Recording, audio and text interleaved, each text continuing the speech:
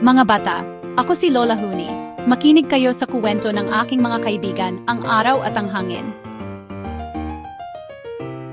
Isang araw, nag-away ang araw at ang hangin. Gusto nilang malaman kung sino ang mas malakas.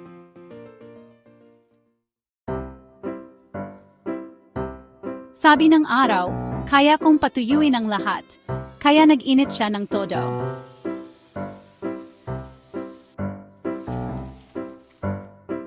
Hindi nagpatalo ang hangin, kaya kong liparin ang lahat, at umihip siya ng malakas.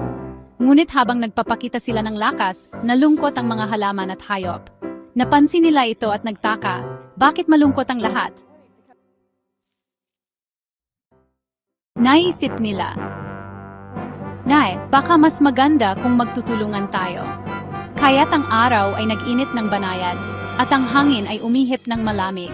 At alam niyo ba ang nangyari? Gumanda ang panahon. Natuto ang araw at hangin na mas malakas sila kapag magkasama.